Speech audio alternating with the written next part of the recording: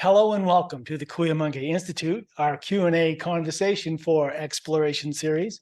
I'm Paul Robert, the Executive Director and President of the Institute, and along with my wife, Laura Lee, the Director of Research, Education, and Outreach. And on behalf of our Board of Directors and our advisors and volunteers and supporting members, we do want to thank you for joining us today. The Kuyamanga Institute is an independent, nonprofit research organization committed to researching consciousness and human experience following the footsteps of our founder, anthropologist Dr. Felicitas Goodman. And our focus is in three main areas: experience, education, and exploration. We respect the path of academic balance, the creative pursuit of science, while advancing, conserving, and restoring a direct experience of that deeper human connection to all of life. That is part of our mission to expand our own experiential research with the multidisciplinary understanding that's available to us today.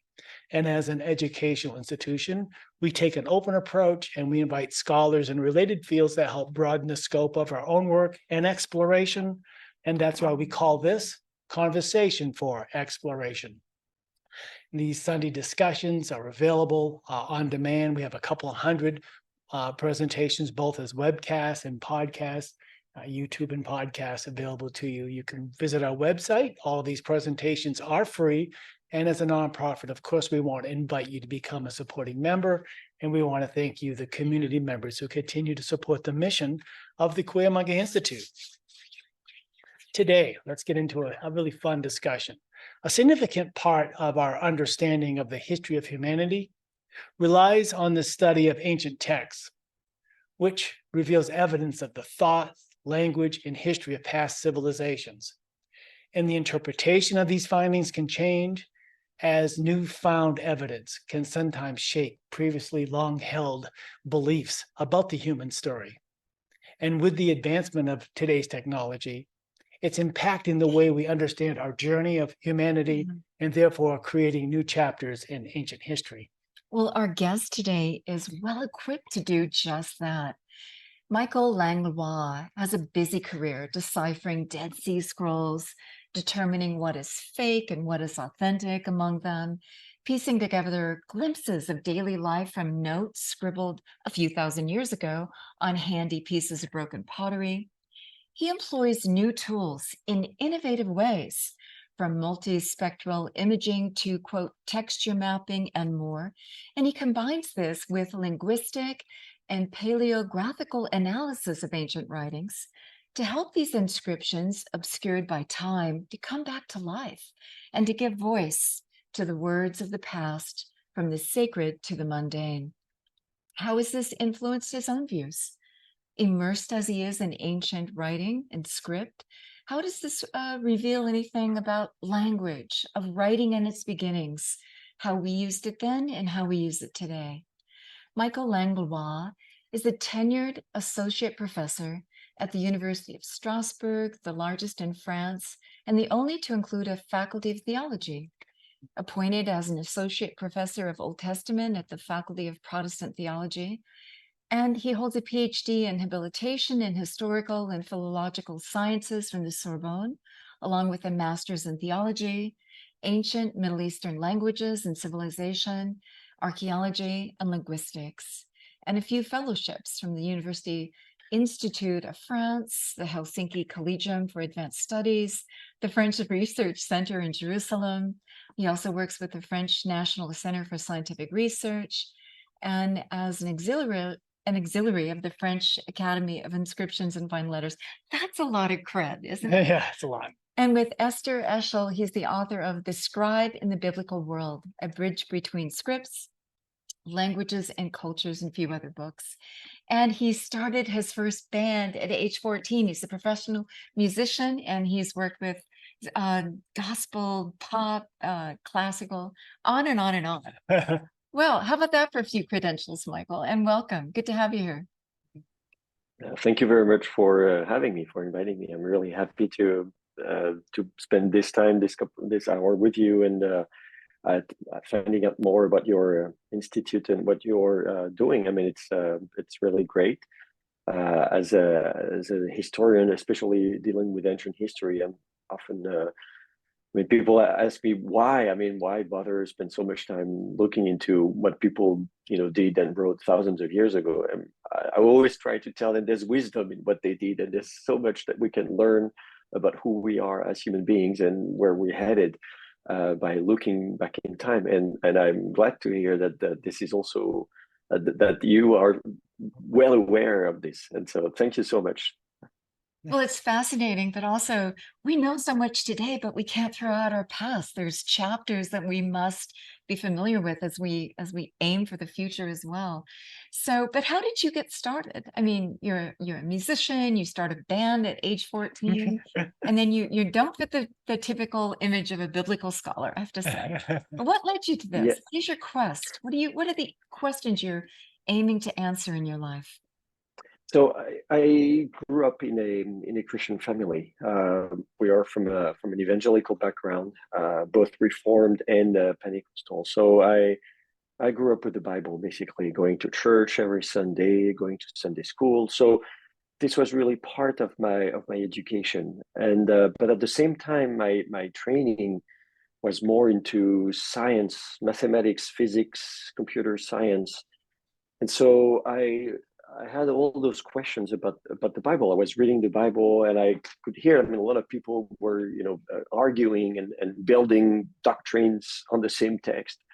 Sometimes fighting. You have even wars. I mean, religions fight, and we see now these days, especially with the war in Israel these days. So we can see that people can kill each other using the Bible or whatever religious book they have. So for me, it didn't make sense that so many people would say, I mean, completely opposite things based on the same scripture.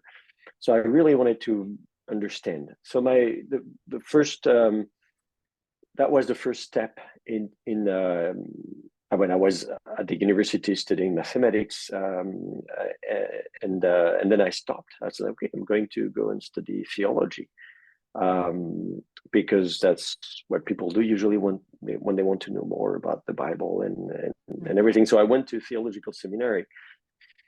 I didn't really know what I would do with it. I mean, I had this personal quest, and I didn't think maybe it would become like a career. I would become a professional theologian or whatever, or maybe I thought at some point maybe I'm going to pastor a church, or I don't know. I had no idea. I just, the only thing I knew is that this is something I had to pursue. I had to find out more about the origins of the Bible. So that was my initial interest, and the first reason why I went to study theology and the Bible. But I didn't think I would like do a PhD, do whatever, do research. I mean, that wasn't my purpose at first.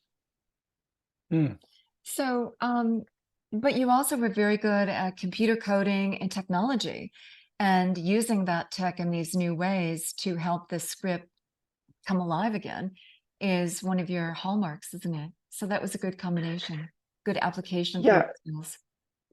Yeah, and this came later in my studies. That is, at first, I mean, when I studied theology, I mean, I had a standard training, and when we have classes in church history. Of course, we learn biblical languages, Greek and Hebrew, and then we have what do we study? I mean, systematic theology. We study church, and we have a lot of different courses. And but of course, very quickly, I thought like we had philosophy, we had anthropology, we had so many different classes, and but very quickly I realized that basically all of our theology and our doctrines and everything is based on the Bible. So I thought, first things first, let's make sure that we do understand the Bible correctly, that we do read the Bible correctly. And that's the first time that I actually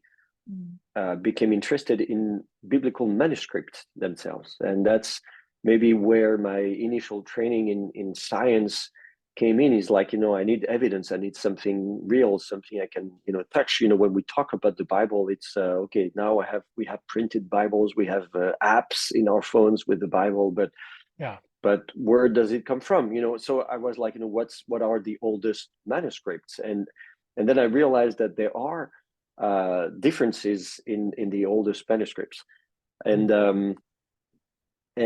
so that's when I became interested in deciphering those oldest manuscripts, because then I thought, well, if we don't even agree on how to read, how to decipher those scrolls, those manuscripts, then the text is not the same. And if the text is not the same, everything we say about the text is wrong, because we don't have the accurate text. So I thought, the first step is to make sure. Yeah.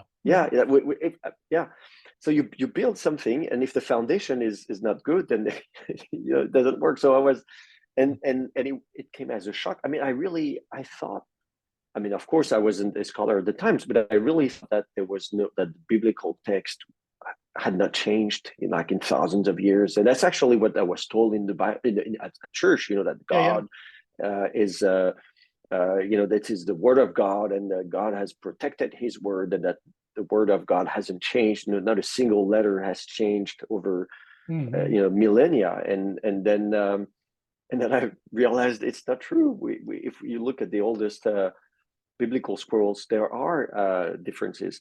You can find the script, and I know that you're looking very carefully at what are the letters, but really language changes over time. You're talking about thousands of years. In a few hundred years, language, the rules, the meanings of words, how we write them, all that changes. So I can go back to Shakespeare, and it's hard to read the original. That's a few hundred years ago. You're talking about thousands. So you have that added complexity as well, as opposed to what was written on the page. So layers after layers after layers of complexities and nuance, and trying to decipher it all. So. And then we're dealing with the interpretation that we all kind of assumed was fact. I mean, I grew up with the King James version of the Bible that was the Bible. That was nothing to be questioned. Yeah, from one language to the next, And then not to mention all the forgeries that you've also been looking at, what's the authentic, what's real. So it's a detective. You're a detective. Yes. For all this, isn't it? Exactly. But you're right. I mean, of course, when you compare with Shakespeare, I mean, the English language has changed so much over just a few centuries, and it's the same. And it's really true. It's a very good parallel, because we have that, of course, with the Bible itself that was written thousands of years ago. And actually, even within the Bible itself, you have books that are older than other books. Even in the Hebrew Bible, the Old Testament, some of the books were written maybe 800 years before Christ, and other books only 400 years before Christ. So there are 400 years difference. Yeah. And so, if looking back, it might not seem much like, okay, well, all those books are really old. But as you said, if you look at Shakespeare, only any language, the English language and any other living language, changes over time, and usually over just 200, 300 years, there are differences. And actually, we can tell if you study not only ancient Hebrew, but the various dialects of ancient Hebrew, and the various stages within ancient Hebrew, because the language did evolve through time. And then you can tell the difference reading one book and another book within the Hebrew Bible, saying, well, this is like this isn't the way that we would say things at different stages of time. The vocabulary changes. Sometimes the same word is still being used, but doesn't have the same meaning. And it happens also in our modern languages. Like, we still use the same word, but except that nowadays it doesn't mean the same thing that it used to mean 100 years ago. Or the syntax, the way that we put words and we have phrases and sentences. Sometimes, we just don't use the words in the same order. And there are things that don't make sense now that used to make sense a few centuries ago, and vice versa. So it's idioms, another issue that we have to deal with. Yeah, exactly. But you're also dealing with fragmented texts for the most part. And so what are the missing letters? How do you put that all back together? What's fit in a space when you're looking at what you think is a forgery? There's another whole slew of clues as to determine it. So a lot of tools that you have in your toolbox to start deciphering all of this. Yeah.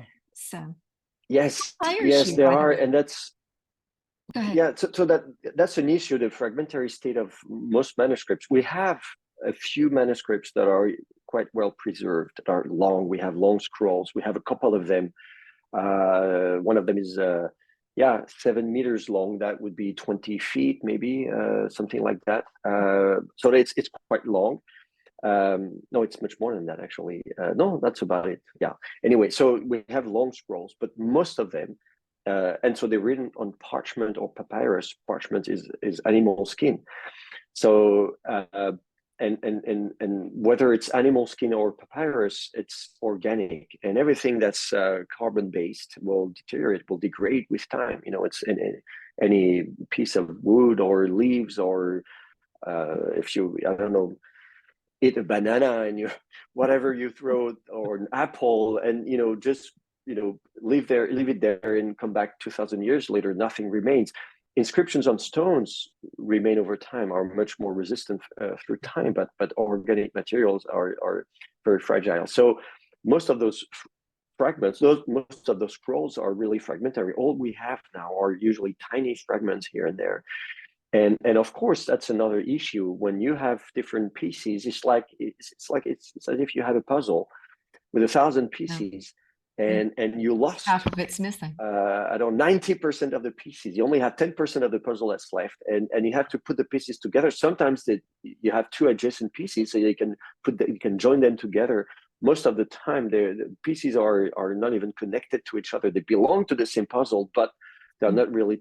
So that's an important part of the job, also to look at every individual pieces. And also, it's not only one puzzle, it's like you have 1,000 puzzles that are mixed together. So you have to separate different pieces to find out which piece belongs to which puzzle. Right. And then when you have those fragmentary puzzles, to try and put back together anything you can. So that's the reality of my work when I try and decipher the oldest manuscripts of the Bible. Part of it also is looking at the hand of a scribe, but my handwriting changes over time, right? And so, or depending on what mood I'm in, or what instrument I'm using, or what paper I'm writing, it can change. How do you, what is the consistency? And you say, this is that one scribe, and he always writes his L's like this. How do we know?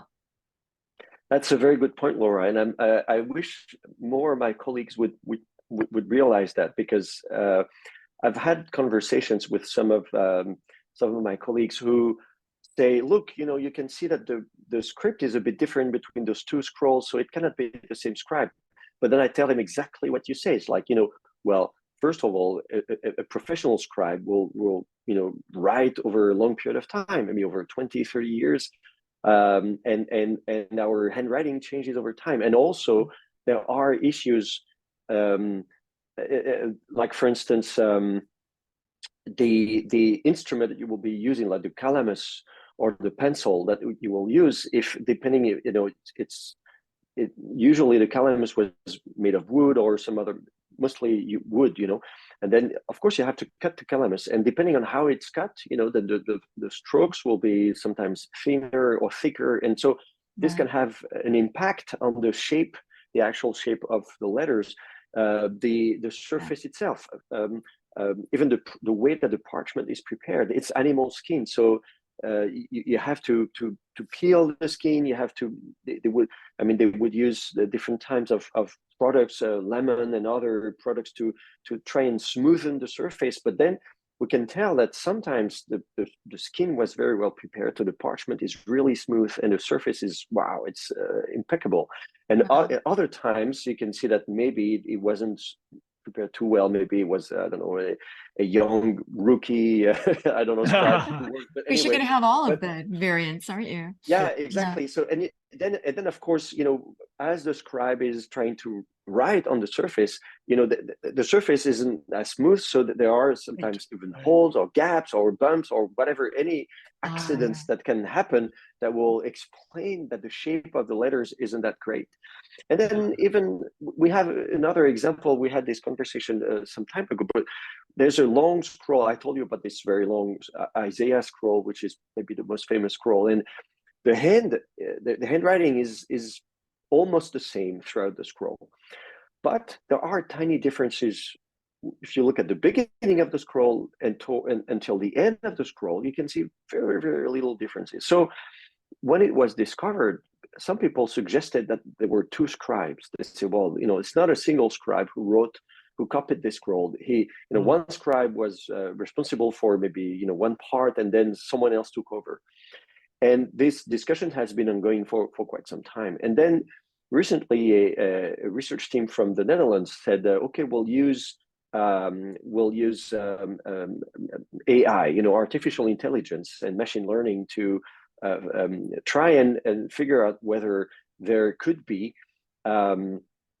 whether there's only one scribe or two scribes. So they produced an interesting set of data. They analyzed, every occurrence of every letter of the alphabet. It's like, if you put all the A's together and the B's and the C's, throughout the scroll, thousands of letters. So it's a very long work, and it's good to let computers do that, because if you had to do it by hand, it would take forever. But anyway, so the computer concluded that there is a change in handwriting, which we already knew.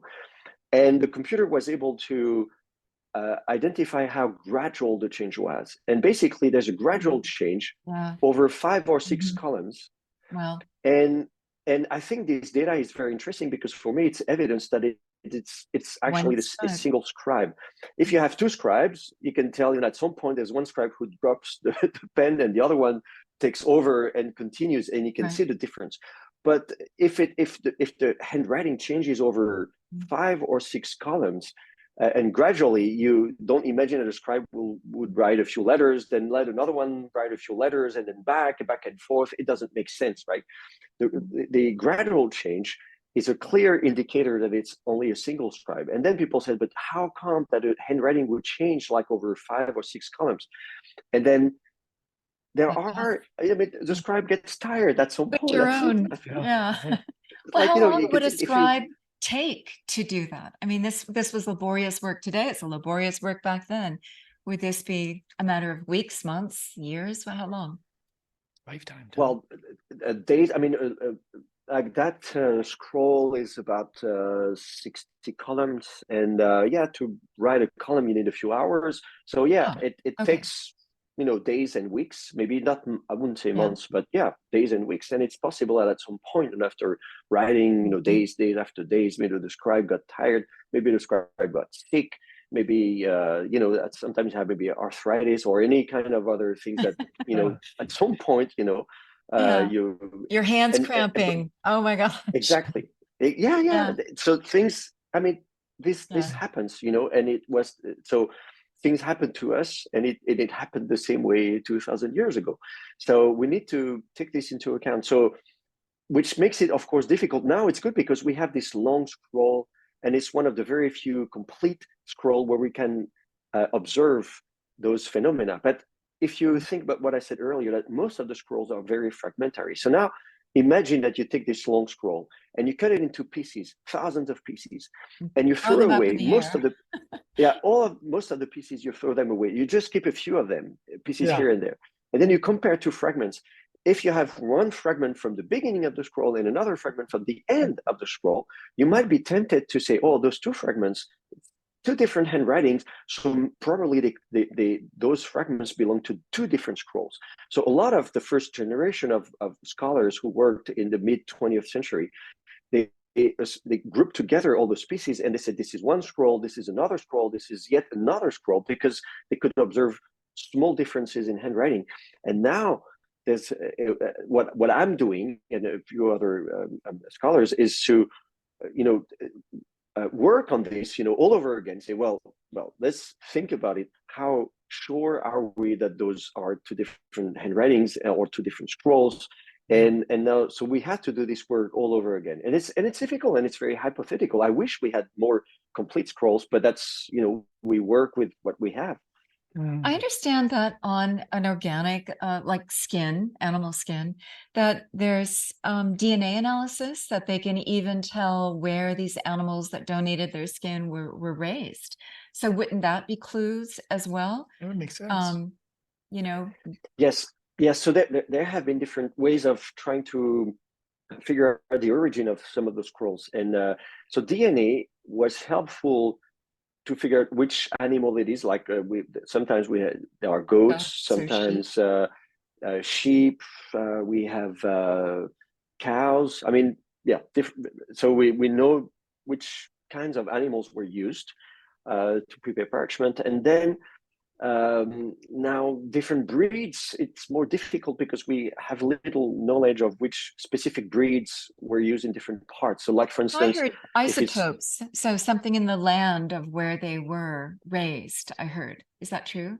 yeah, well, so that's what we try to do, say, well, maybe in Galilee up north and in Jerusalem or different parts of the Holy Land, maybe the soil was a bit different, and maybe some of Yeah. the, there might be some differences. So there have been attempts, and but we don't have a complete database, a complete picture of. So there is evidence that various animals, or even maybe various species, of course, and maybe breeds maybe were used, but the other element that complements those DNA analysis is also a chemical analysis of the chemical elements that were used to treat and to prepare the skin into parchment. Like I said earlier, some people used lemon and some water. Some water had copper or iron or different chemical components. And so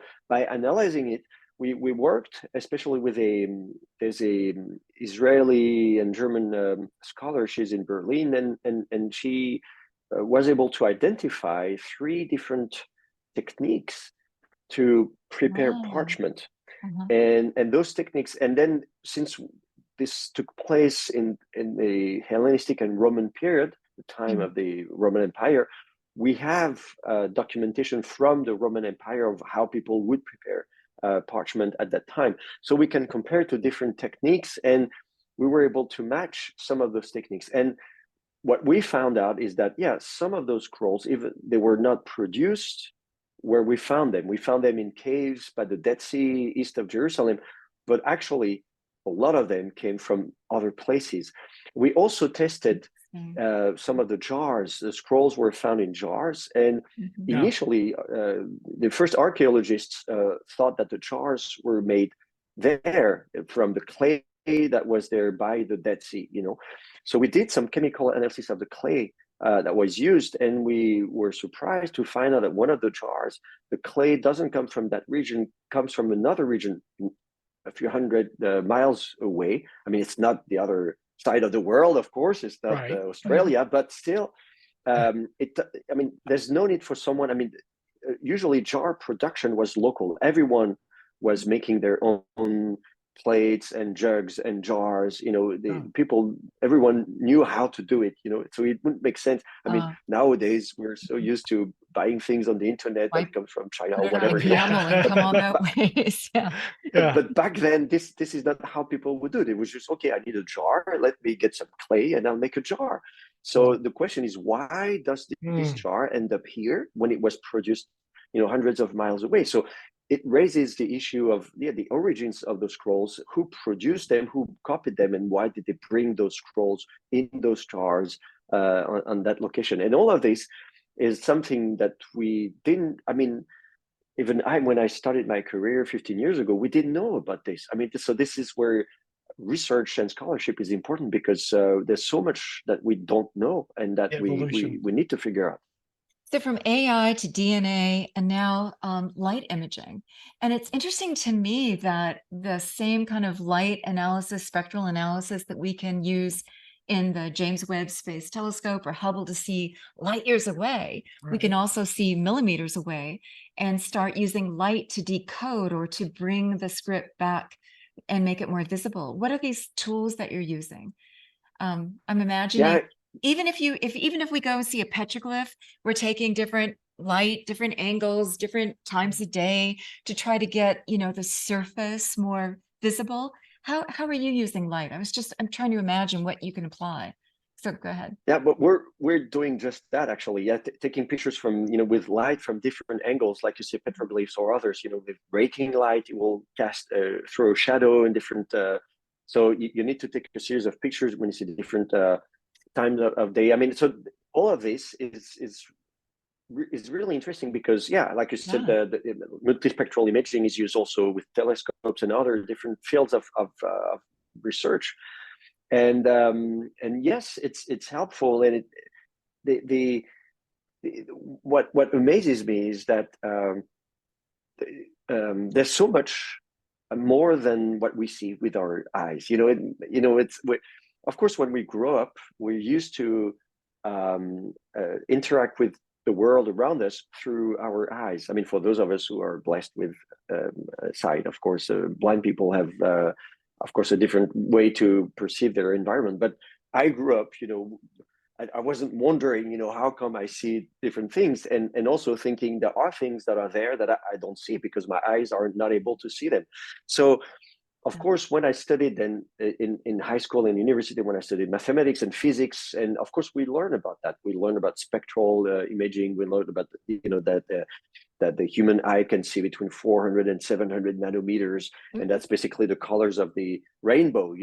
And then we know that there's UV light, ultraviolet light on the one end of the spectrum, and then infrared light on the other end, and those lights, we don't see them. But to me, it didn't make sense. That's something that I knew theoretically, but it made a difference the first time that I was basically looking at an inscription, holding the inscription in my hand, and with my naked eye. So I have this piece of this shard of pottery, and I don't see anything with the naked eye. And then I have this multispectral camera. I point it at the object, and I have my computer screen. And lo and behold, there's ink, there's text, there are letters. And I couldn't believe it. I was like, how come it's there? I can see on my screen it's there, but when I look at the object, I could go back and forth from the shard, from the pottery to the computer screen. Yeah. And I was like, this is evidence of there are things that exist, that are real, that are material, and yet we don't see them. And it blows my mind. I knew this theoretically, but being able to use this and actually use this on actual artifacts that were written, thousands of years ago, and finding that there's more than I can see, it's amazing. So now when I try and explain that to people, I say, look, if you are in a room and you turn off the light and it's dark and it's completely dark, you don't see anything, the room is dark. Right. If you have a lamp and a light bulb, an infrared light bulb, because we use those light bulbs, of course, to throw infrared light. If you turn on this light, you don't see anything. The room is still dark. What you see with the naked eye is like, okay, I'm in a dark room and the room is still. I turn off. If it's a pure infrared light, I don't see anything. The room is still dark, and it's actually not the case. Actually, there's a very bright light that is illuminating the room, but you don't see it, but it's there. And I said, it's exactly the same thing that happens, especially infrared I found out is useful with the ink, carbon-based ink, where that is most of the ink, black ink that were used, and people would use carbon-based ink. And for that type of ink, infrared light is very efficient. So ostraca are those pottery shards that weren't thrown away. They were just used as handy notepads, right? And really kind of the mundane receipts or notes or, hey, I'm out to lunch, see you later, or whatever it was. Dreams, hey, I've got to write this down, whatever it was. So and they were using ink that faded in time, but enough of those molecules stay, or the actual drag of using an instrument on it is changing the molecules, or something's going on. What did they make ink out of? Like soot and vinegar? What did they make ink out of? So it's yes. So basically, the most common ink is black ink. There are other inks that were used in antiquity. Red ink, we have red ink. Yellow, blue. Sometimes, so you could use mineral pigments or like vegetal paints. pigments. They're also painting, Yes, but sometimes even we have inscriptions, like for instance, where they would, like some of the words, you have this even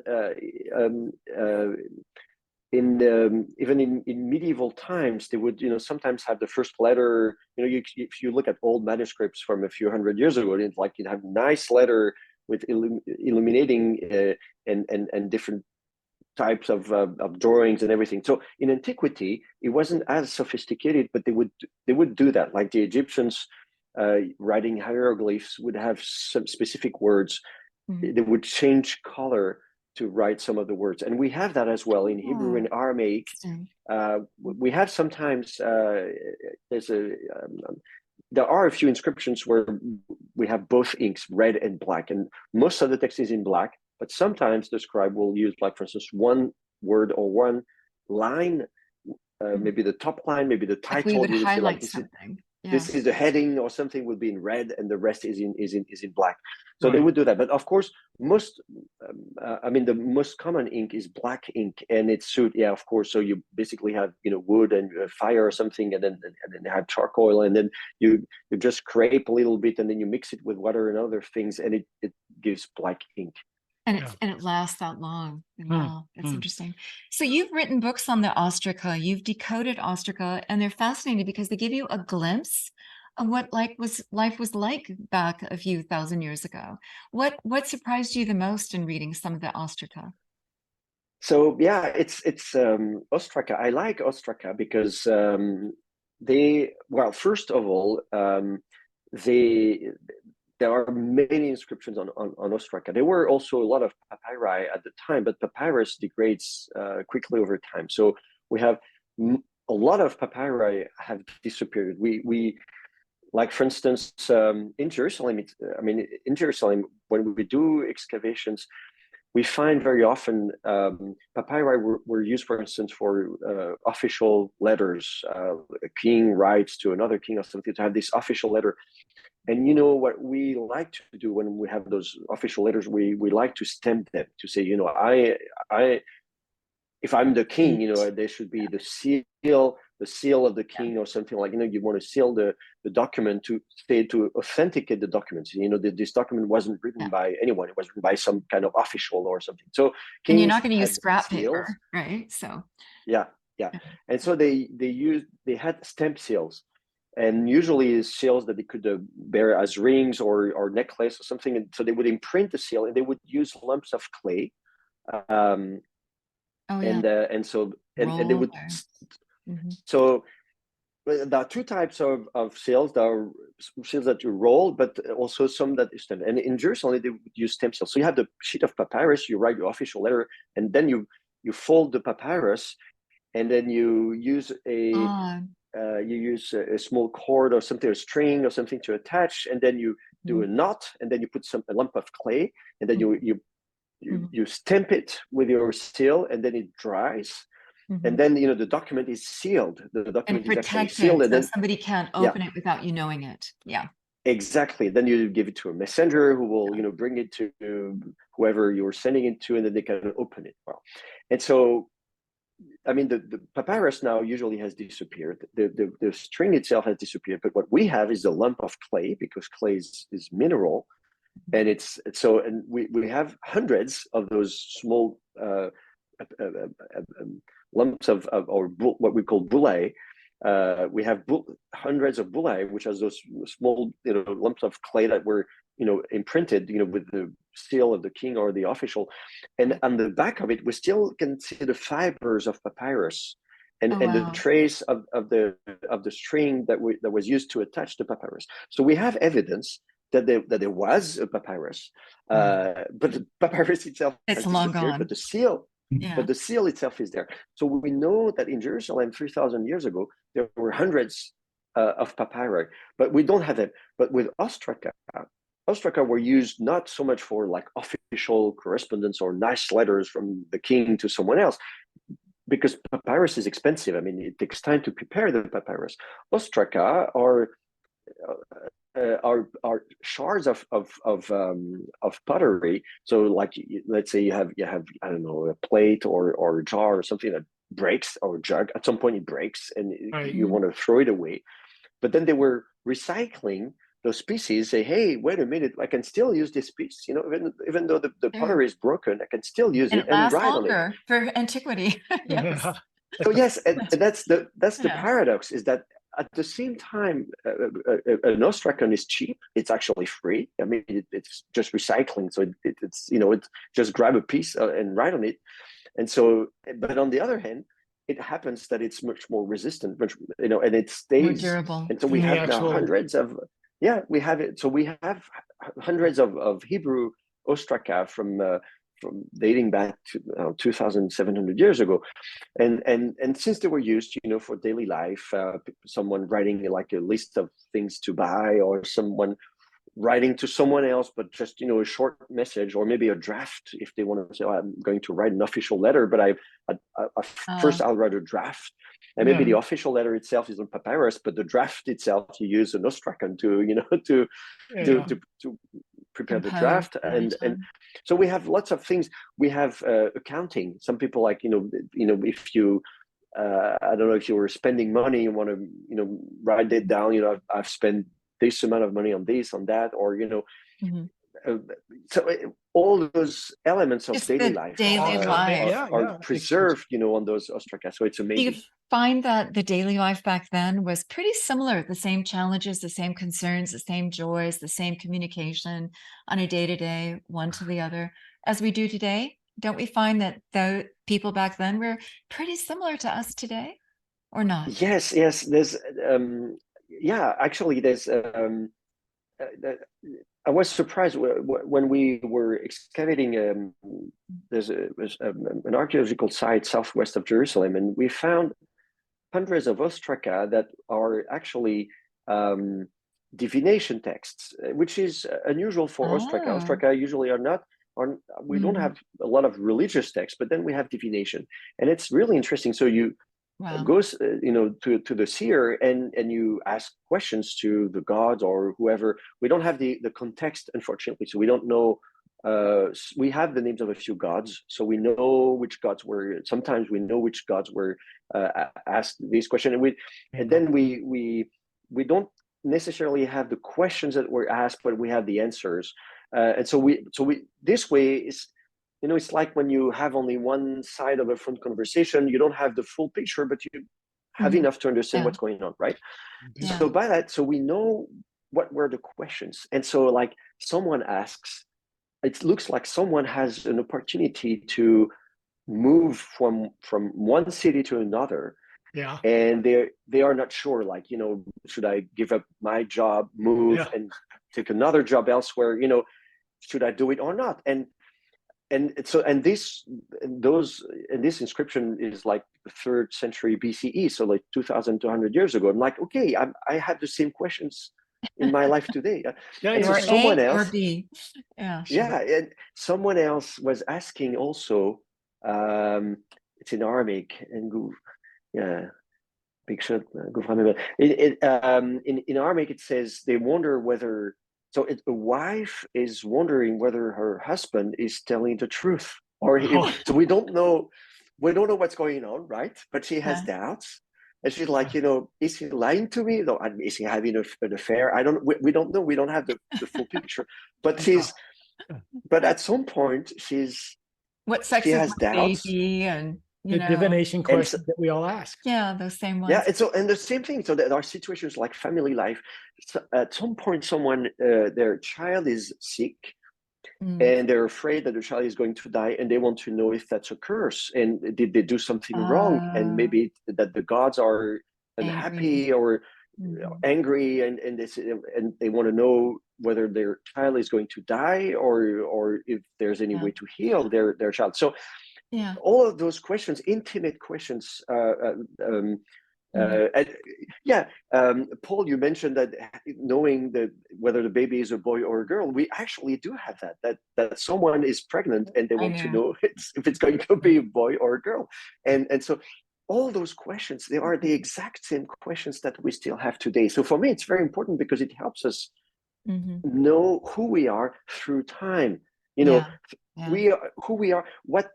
What defines us as human beings throughout in time, and whether you live in one place or another, in one century or millennium or another, this is who life we is are life. as humans. Who wrote them down? So the seer, the diviner, did he have an assistant to like, okay, here you are, pay your money, and here's your notes. I mean, why would they write them down? That's interesting. Yeah, And it- you just yeah, wonder. Also, who hires you? What are the different kinds of jobs that you have, and who That's a different hires question. Yeah. folks like you? yeah. So yeah, I do research. Most of my research is done on the public funds. So I'm a state employee in France. So basically, most of my work, I'm happy because France is not a country that spends a lot of money on religion. There's a clear separation of church and state and everything. So, Yeah. and the idea, I mean, a lot of modern Western countries, of course, have, separation of church and state. And so, but still, it's not, you can have separation of church and state and still welcome religions and different kinds of, beliefs. But France has this weird, negative view of spirituality and religion, and it's like they want almost to pretend that it doesn't exist, right? So it's like, you can believe, you can have a religion, but please don't tell anybody about it. And which and this has repercussions in French society, that there's no teaching in high schools or on the history of religion or different religious beliefs, and people don't understand how their actions might offend believers. Like we have a lot of Muslim believers in France now, and Islam is not the traditional religion in France. So a lot of people, there are misconceptions, and they don't really know what it is about. They don't. So there's a difficulty to integrate different beliefs, because there's, in a way, the law in France that was it's an old law now, 1905, so it's more than 100 years old. But when they passed this bill on separation of church and state, there was this idea that the government doesn't see religion, doesn't recognize that. It's like they're blind. They're blind to religion, and so the thing is that most of French universities have no program in religious studies or history of religion or anything. Strasbourg is a bit different because it's by the German border. And in 1905, when this bill was passed, Strasbourg actually belonged to Germany. And France, conquered back this part of the country after World War I. So at the University of Strasbourg, it's the only state university that has programs in theology and religious studies. So I'm a professor there. And so I teach Bible and history of religions and Hebrew language and stuff like that. And then I do research. And for research, I have public funding from the French government, from the European community. I have funding also. We have from the Israeli government also, because a lot of the research I do, the archaeological sites, the excavations that we do are in Israel, and so the Israeli government also funds some of the research. And then I also work with private collectors, like for instance the Ostraka that I'm working on right now are in Zurich, in Switzerland. The owner is a private collector, and so he's the one who is funding the research into those inscriptions. That's very it's a bit of both. You've done a lot to look at some purported Dead Sea Scroll fragments that various institutions and people purchased, museums, and only to find that they were probably forgeries. Tell us that story. I also want to have time also to get to your imagery as well, so that we maybe have examples of some of the things that we're talking about, because he does. Do you want to show us something while you're showing us how you decided, hey, this must be a forgery, and then why? Why go to the bother? Is it try to bend the theology, or is it because they're valuable and you can make money, or what have you? And then I know we have questions from our community here. Sure. So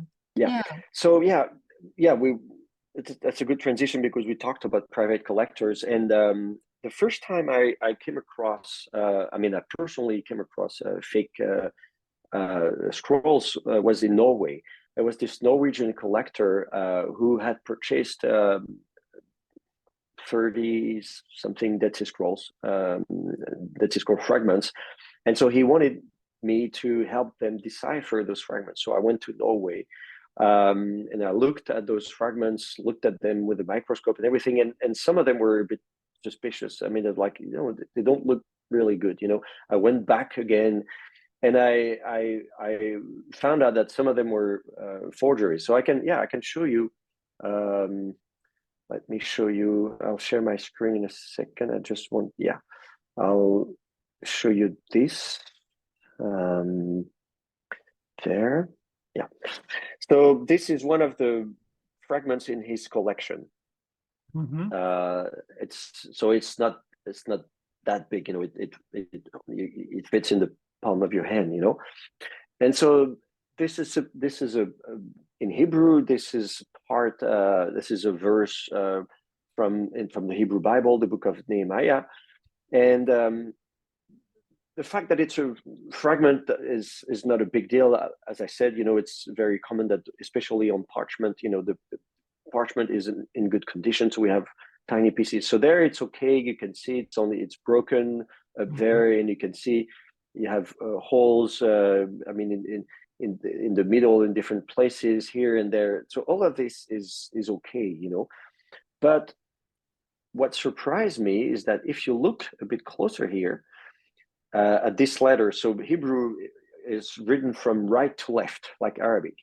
If you see this letter here, which looks, the right hand part over there is the border is very neat, right? The right half here on the right is okay, and then if you look at the left, on the left side, it's not as neat, it's not as clear, it's a bit blurred. I was wondering how come that half of the letter, the right hand half is okay, and the left hand half, I said it doesn't make sense. And there's something clear in between whiter. There's this white thing there, and I was wondering what's going on. There's some kind of separation, right?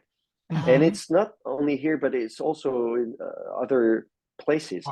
So I took another picture. I'll show you. Looked through the microscope, with different lighting, and so now I need to share this other image. This other image. You see the other image. Now we're looking at the same spot.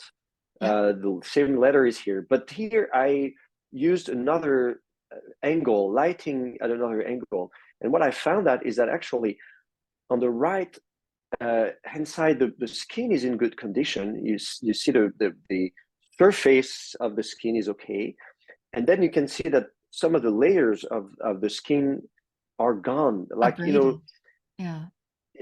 When so this is skin. We have skin. If you spend too much time under the sun, you peel your skin, the upper layers of the Layered. I don't know so they have layers on the skin, like the epiderm and the derm, and I don't know the terms in English, but you get it, right? So the upper, on the other part, the upper layer of the skin is gone, which also happens. It happens that basically the upper layer of the skin is gone, but then when the upper layer of the skin is gone, would the normally ink go with it? Exactly. I'll show you another example. Let me find another piece of like an authentic So are you suggesting the forger sort of slipped away the one layer and then wrote his own letters? No, what I'm saying is that basically the forger used a blank piece of parchment that was already in bad condition, but basically the upper layer of the skin was already gone. Right. And the scribe, the forger, wrote on it. So what happens is that so on the part of the parchment that is in good condition, which is here, basically you can see at the beginning, have the original. You have the nice the ink stays and is you can write on it because the surface is smooth, and then you can write easily. And then at that part in the middle, there's the upper part of the skin is gone, and the scribe, the forger, keeps writing on it. So, and which would not have happened in antiquity. In antiquity, the parchment was in good condition. The scribe would have written on it, and then part of the skin would be gone, and the ink as well would be gone.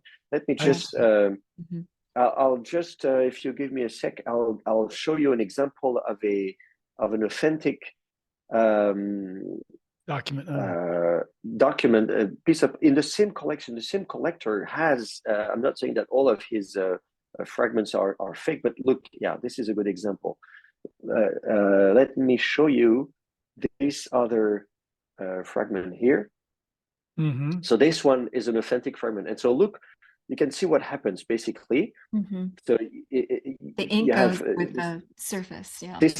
this is a nice handwriting, a very professional scribe. You can see even the texture of the skin, right?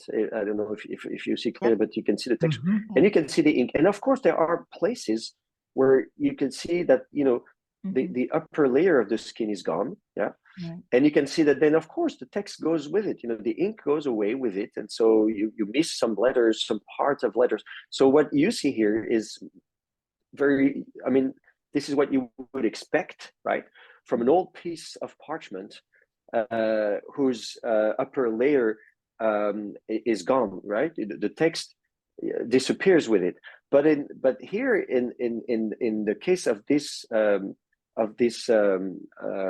forgery, you can see that the scribe wrote on the parchment that was already where the upper layer was already gone. So basically, so this is evidence, hard evidence, that basically the forger took an old piece of papyrus, of parchment, sorry, and the piece of parchment is ancient. Yes. And you can find those, on of course we dig archaeological sites, and we find pieces, and sometimes we find blank pieces of parchment or papyrus. So you take one of those, it's not worth much, and then of course you prepare ink, and then you write on it, and you make it into like a verse of the Bible or something, and then all of a sudden the same piece of parchment is worth hundreds of thousands of dollars. That's yeah.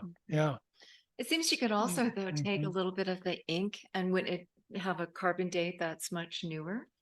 That's Because it's another. not like yeah, bottles of ancient ink lying around to use. So exactly. So that's something that we would like to do. Ideally, I'd like to be able to date the ink, because if we do carbon dating of the parchment, probably the parchment will turn out to be ancient. Like, we can do radiocarbon dating, and radiocarbon dating will probably tell you that the papyrus or the parchment is old, but the ink is what needs to be dated. So technically, to do radiocarbon dating of the ink, we would have to scrape the ink, but just the surface. If you take with it pieces of even microscopic pieces of parchment or papyrus, when you put it in the machine to do radiocarbon dating, you might be dating the parchment or the papyrus and not the ink itself. So we would have to take it off. So this is one problem. Then the second issue is, if it turns out, then supposing that we could do that, then you would destroy the ink. You would remove the ink and then destroy the ink. And then if the radiocarbon dating result tells you that the ink is actually ancient, then you've destroyed some very ancient piece of papyrus, and some authentic, and no one wants to like, if you have some of the oldest scrolls of the Bible, you don't want to destroy them. So no one wants to do that. So we are looking into ways to date the ink without destroying anything. So we are looking not right now at a technique that would be some kind of a microscopic laser, and which would technically burn a little bit the ink, but since it's microscopic, we wouldn't see it. And maybe with the specific laser, the way that the ink would reflect the laser would tell us about how old the carbon is, but it's an ongoing project. So I cannot tell you much more about it right now, because that's something that we are trying to do. Maybe a few years from now, if it works, we'll publish a paper and we'll be happy to announce the news. But so far, we'll it's have only you back. in preliminary stages of. But that's the idea. Yes. So you're right, Laura. We ideally, I'd like to be able to date specifically the ink. Yeah. So you're very good at using things in innovative ways, aren't you? You're helping to push this field forward. I think. Who's responsible when the owner who spent a lot of money on this stuff probably went through a dealer, goes, oops, now I've got good evidence this is a forgery. Who's responsible? Does he get his money back? Does he go to the dealer? What if the dealer didn't know? What if, how is this handled? I'm just curious because nobody ever talks Yeah, about that.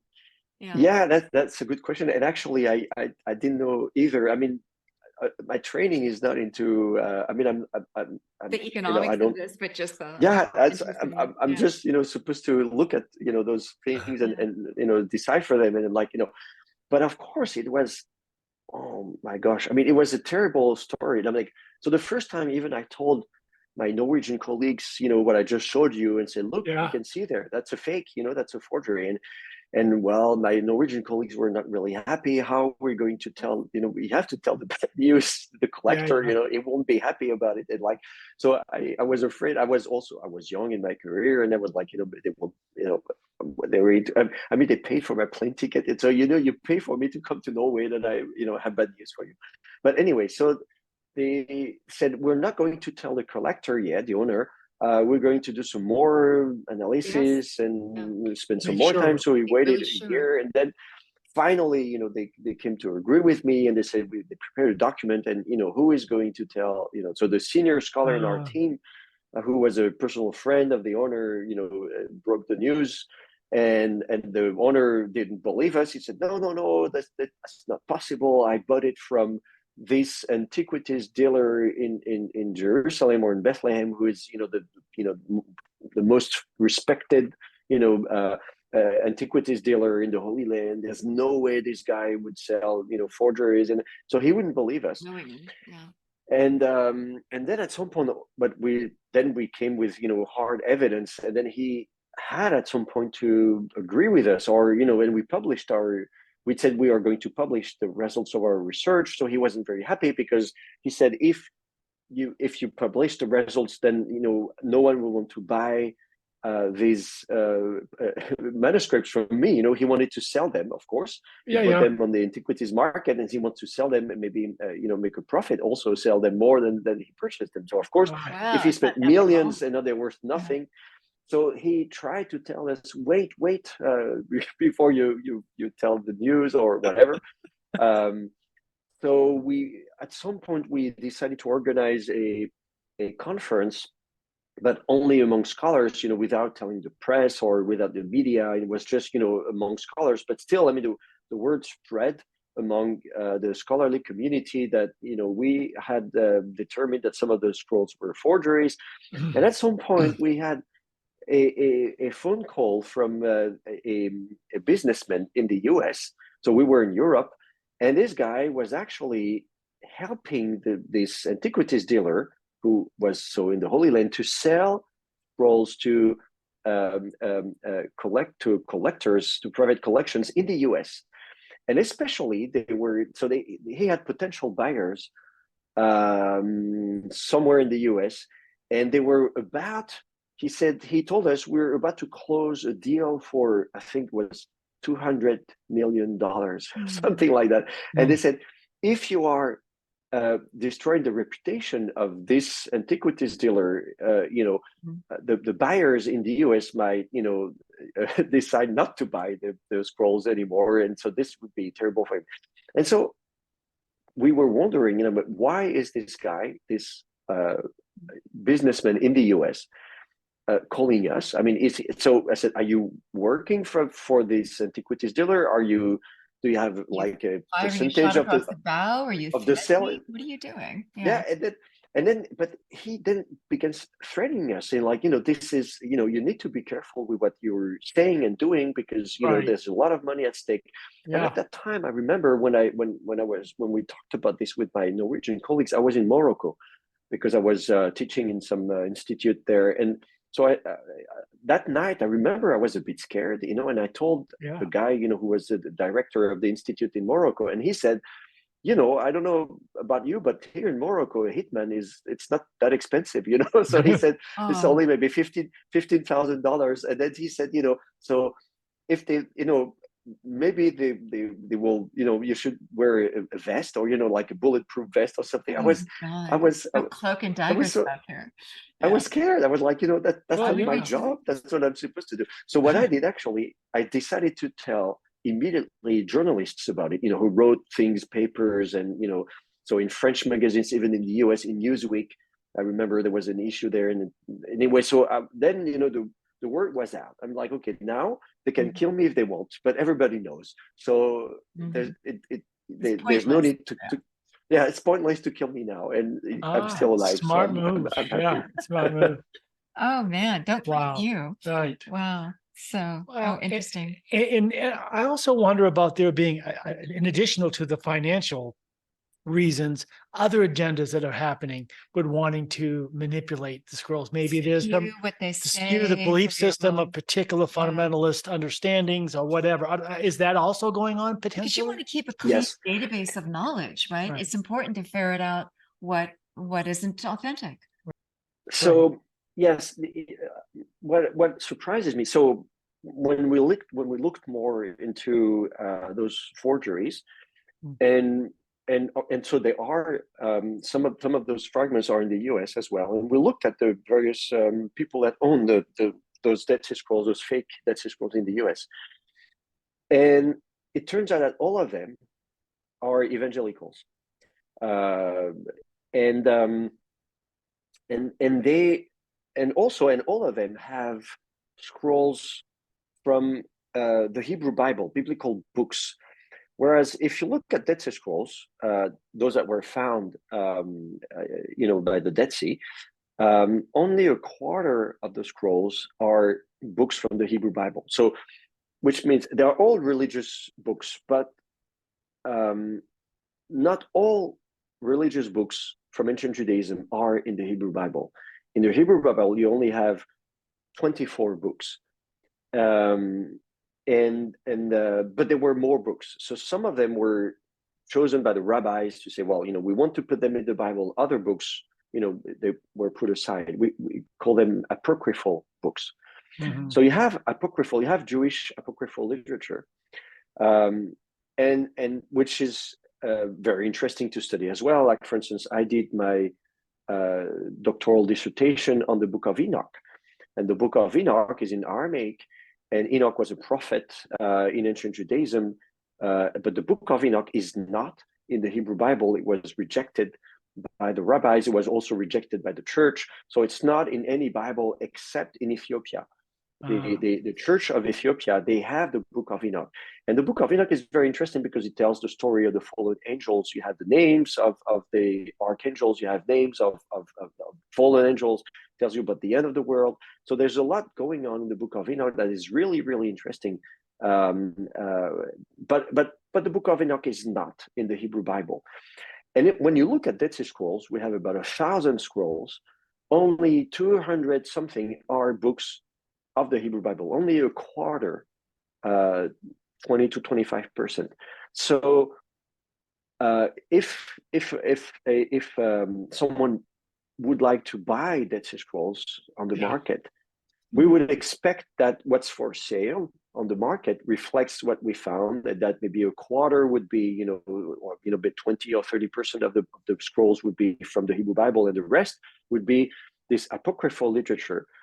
But then, looking at all those fake Dead Sea Scrolls that are for sale on the market, on the antiquities market, those that were purchased by private collectors, those that are still for sale, because I know of dozens of fragments that are for sale that I think are forgeries. All of them are from the Hebrew Bible, which means that which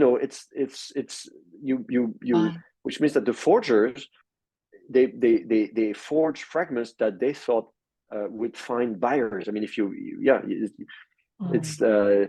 you of course you want to sell fragments, and what's more rare, what's more, maybe not rare, but what's more valuable to the buyers. And since buyers are evangelicals, they are interested in the Bible as they know it. They are not interested in buying books that are not in their Bible, because telling the story that basically back in the turn of the era, back the time of Jesus, and that there were many more books than those that we have in the Bible. That actually some of the like the Book of Enoch is not in the Bible, but it's still mentioned in the Bible. There's actually a quote from the Book of Enoch in the New Testament, which means that a lot of New Testament writers and the early Christians knew about the Book of Enoch. They read the Book of Enoch. They liked the Book of Enoch, and we don't have it today, right? So telling that is putting the Bible into a broader perspective. And if you talk to people who are from a maybe more fundamentalist background, they don't want to know about that. They want to be told that maybe the Bible as they know it, like Paul talked earlier about the King James Version, and some of it's like, this is the only true Bible. I have the King James, and no, I don't tell me about any other Bible. Don't tell me about any other books. That's the only thing I want to know about. But the picture we have when we study the Dead Sea Scrolls is different from that. So at the same time, we have private collections in the US that they claim that they are interested in going back to the origins of the Bible. So we want to look at the earliest scrolls of the Bible, so which is a good thing. And at the same time, they don't really want to know the true story of the origins of the Bible, so they only want some specific fragments. Right. And they are interested in those books and not other books. So for me, it's really interesting. And the fact that they were willing to spend so much money to buy Dead Sea Scrolls fragments, to the point that they actually bought forgeries. I mean, they didn't know, of course, when they bought those fragments, they were not aware that they were forgeries. But still, I mean, they were so much interested in spending so much amount of money, sometimes hundreds of thousands of dollars for a tiny fragment that size. It's amazing how much money, and all of that to be able to promote their institutions. I remember one of those. It makes their institutions more valuable to have this, and they're treating it almost like a talisman, like a holy relic. Idea. Exactly. That's. I mean, and I remember I was talking to a colleague from the University of Chicago, and the University of Chicago has what they call the Oriental Institute, and they have a museum, and they have an actual Dead Sea Scroll fragment there that they for a long time, and it used to be maybe one of the very few Dead Sea Scroll fragments in the US. But then there's this evangelical institution in California that purchased fake Dead Sea Scrolls. I mean, Dead Sea Scrolls, they didn't know they were fake at the time. But then, so this is a private institution, private university, and they have a theological program and train and school and everything. And when they bought the scrolls, they had this press conference, and they say, look, if you want to study the Bible, the best place where you can study the Bible in the US is where you have the oldest manuscripts of the Bible, and this is us. So you need to come and study with us. And it's very expensive, as you know better than I do. I'm like in France, the French universities are free, so you don't pay anything. But in the US, you can spend, I don't know, $50,000 a year. I mean, it's so much. There's a whole business there, right? I know because I spent a year at the University of Michigan a few years ago, and I was amazed at how much money was involved in the football team and everything. It's like, wow, there's so much money. At some point, they told me that the football team was a third of the whole budget of the university. So in the US, universities are businesses, basically. People make money running universities, which is not the case in France. Universities, students don't pay anything. We're just spending a lot of money investing in students, but we're not making any money, any profit. So, of course, if you're making profit, you want to attract students. You want students to come to your university and not the other. So you need to, And so it also reminds me of how in medieval times, in order for towns or churches to attract tourists, they would forge saints' replicas, right? Or here's the home of King Arthur. Here's the home of this saint, to attract tourists and business to the town, right? Same kind of idea. Exactly, the relics, and like you said, in the Middle Ages, and they would say, come to us because we have the horn of of Christ, or we have whatever piece of the cross or whatever, so we are better than they are. We should be the central sanctuary, or even during wars, we're going to win the war because we have, God is with us. Our sacred ground is more valuable than your sacred ground. Right. Yeah. Exactly. And so there's some, it's the same thing going on now. It's like our university is better than yours. And actually, so one of the colleagues from the Oriental Institute told me is that he met one of the professors from this institution in California that had bought those Dead Sea Scrolls. And the guy he said, "You are from the University of Chicago, right?" I said, "Yes, yes." "You have a Dead Sea Scroll?" I said, "Yeah, we do. Maybe, yeah." And he said, "Yeah, we have one, but we have five." And so the guy was comparing, like, we have five. So basically our, evangelical school is better than yours. Better than yours.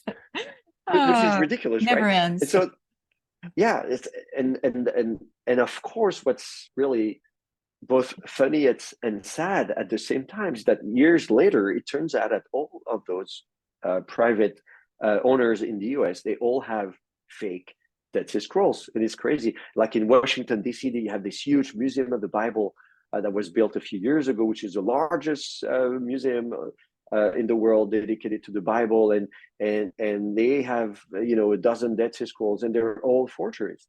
It's so sad. What's the bulk of the Dead Sea Scrolls, though? I mean, who's you would think institutions would own them, better protect them, right? Well, that's, So, but Yes. let's change subjects. And if you have anything else to tell us, otherwise, well, I think, we can go to some comments. we I have want to, comments. and I let's know you start had with a whole Fred bunch of other Smith. slides we were going to share, but Did you want to go through? we love the Yeah, conversation. the stories. This has been insider insight.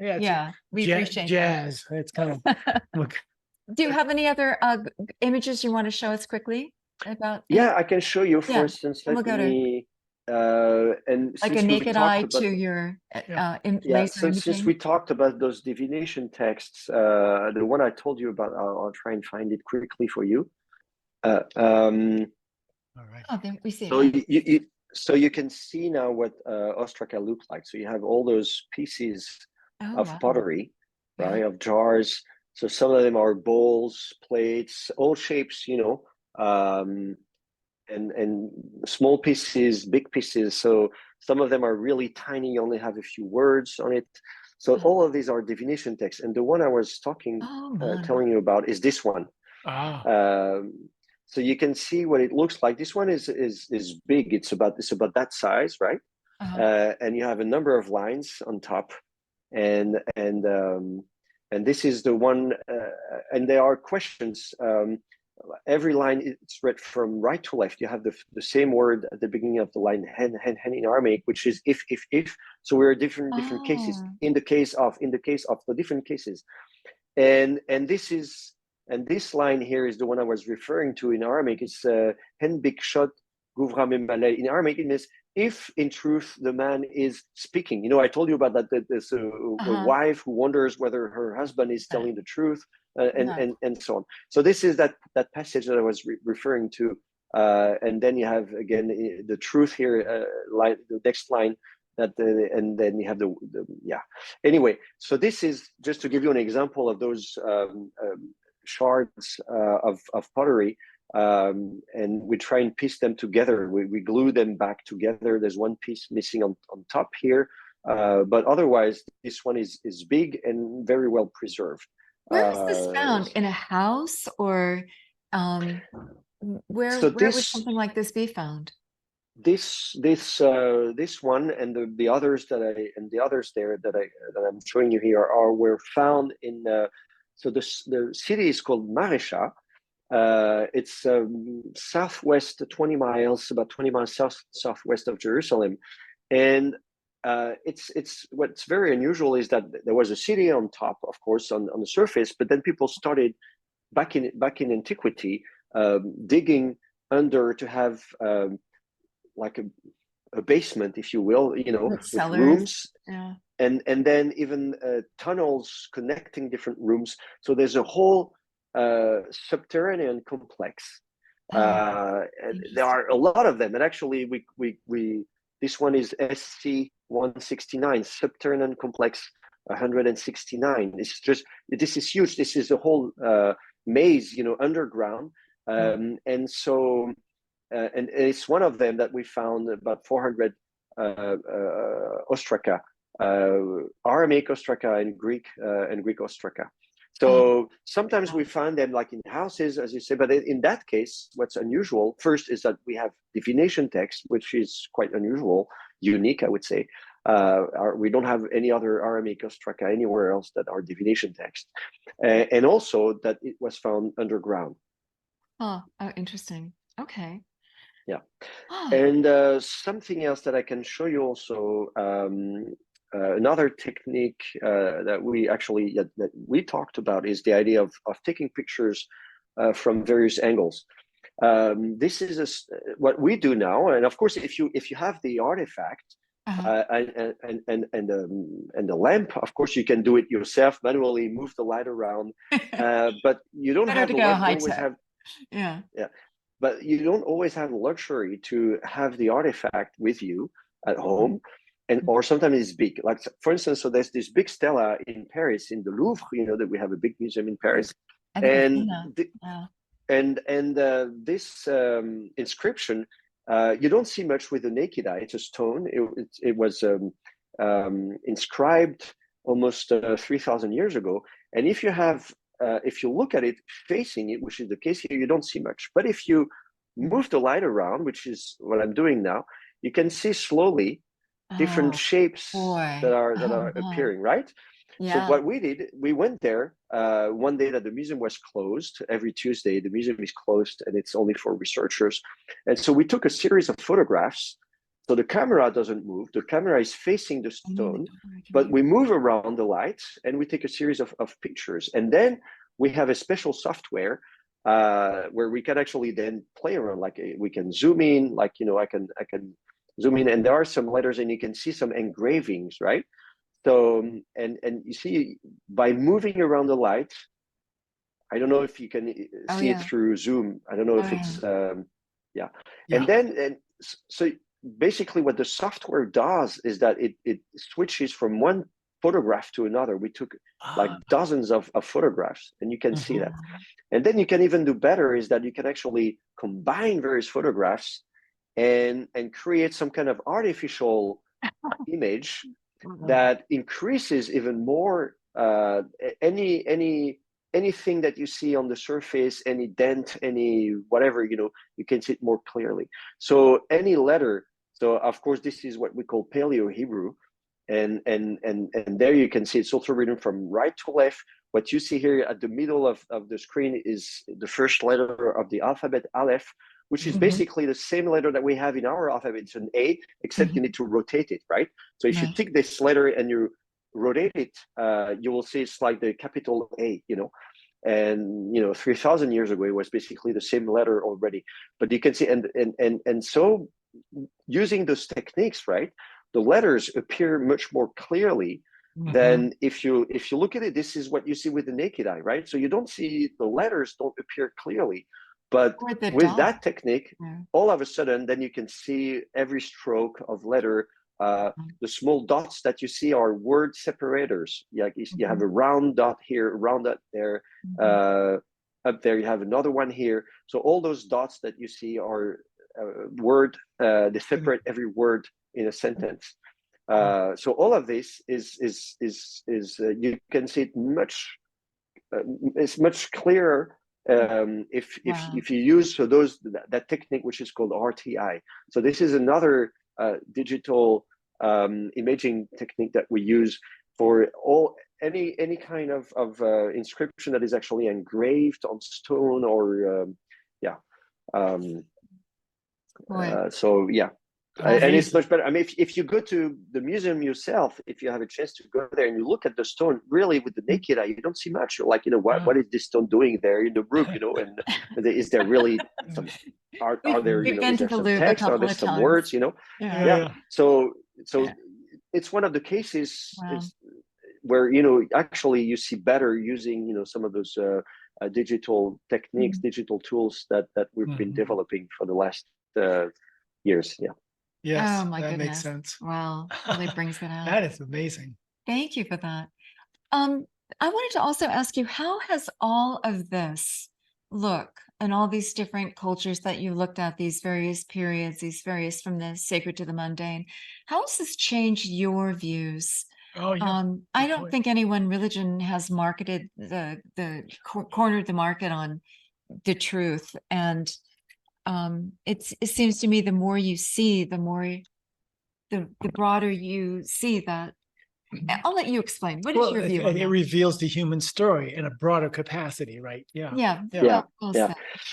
Yeah, exactly. So I told you I mean, initially, the reason why I studied theology and then history, archaeology, and all of that was to make sense of my own religion, my Christian Yeah. faith, that I grew up with as a child, and I just wanted to better understand the Bible. And of course, all of this research has helped me better understand who wrote the Bible, how, when, and what was going on at the time. So it helped me, let's say, instead of looking at the Bible as a book that fell from heaven, that was written by God, and that the human authors of the Bible were just writing under God was Dictating. telling that, yeah, dictating, and we're just writing down every word, every letter.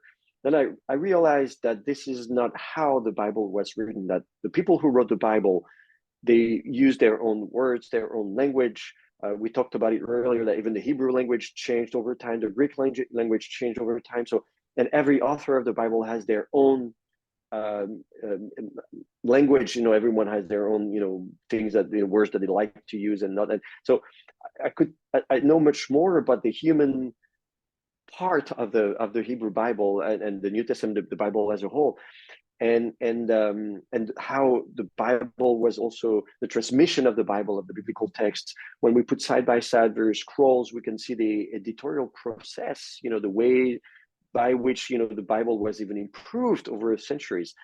And at first, to me, it came as a shock, because if the Bible is really like what I thought, this book that had fallen from heaven, no one should dare change a single letter or word. And this is not what they were doing. They were like, okay, this verb is okay, but maybe if I use this other verb, the text will be better. It will make it sharper, more precise. It will the readers will better So understand you're what saying I'm the trying to authors say. themselves did not consider it as God's dictation, but they were telling stories, right? They were Yes. sometimes Yeah. hundreds of years after the fact too. Yeah. So I'm not saying that people did not regard the biblical text as God's word, in a sense that I think that they really believed that God was speaking through them in a way, Right. but not in the way that I thought, that God was dictating. That's the It's more distinction. like they wanted to tell us something about their experience or their relationship with God, or their understanding of God, or Right. either personally, or maybe as a people, like the Jewish And they were people. trying to tell the story the best they could. Yeah. Yes, and so Yeah. and the way, and when they were changing the biblical text, it wasn't to I mean, their purpose was not to falsify the text and say, oh, then this is no. It was to improve the text. And the fact that the Bible was considered the Word of God, or inspired, whatever you want to call it, doesn't mean that if it's inspired, then I cannot touch anything. On the contrary, because it was sacred, because it was holy, then it had to be perfected. And if there was anything we could do to improve the text, it's like the cathedrals, right? When people in the Middle Ages built cathedrals, it took centuries, because it was like, what can we improve, And even now, if you go to Milan or some, the cathedral in Milan is famous for that, because it's an ongoing process. I've been there last year, and they're still improving some pieces here and there, and they will never complete the cathedral, because there's always something that you can improve. And I think that this is how they understood their role, their own, the writers of the Bible, the scribes that copied those scrolls, were not just making photocopies of the scrolls. They were like, okay, as I write a new scroll, how can I improve the text? And this is their, because language changed, usage changed, meanings changed, exactly, idioms changed, grammar changed. Yeah. exactly, yeah. Well, right back to the beginning. Good. Yeah. Hey, would you like to take a Fascinating. couple comments and questions, Michael? We have Yeah. Fred Smith. Let me take him over here. Fred is a professor emeritus from the University of Iowa, religious studies. Hello, Fred. Yeah, hi. It's really great to listen to your talk. One of my comments was, well, I have two comments that I posted, but one of them is, were you by any chance referring to the Stephen Green debacle when you were talking earlier? Yeah, the Museum of the Bible is Steve Green. Yes, the owner is he's the owner of Hobby Lobby. Yes. Right. And can you remind me, I read about this a few years ago, how did that turn out in the end? And were you instrumental in looking at any of the scrolls that he possessed? Yeah, so basically when I found out that some of the scrolls in Norway, in this private collection in Norway, were forgeries, and then we had this contact with this businessman in the US who was serving as a middleman for the antiquities dealer. We thought that there are private collections in the US, we should look into them.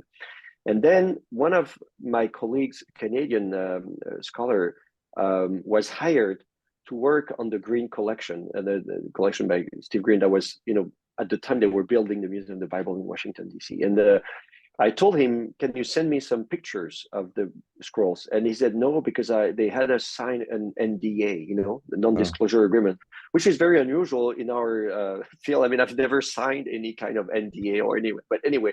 So he said, I can show you photographs. So I told him, you should look at, what we've, like the typical things that, some markers that tell us that these are forgeries.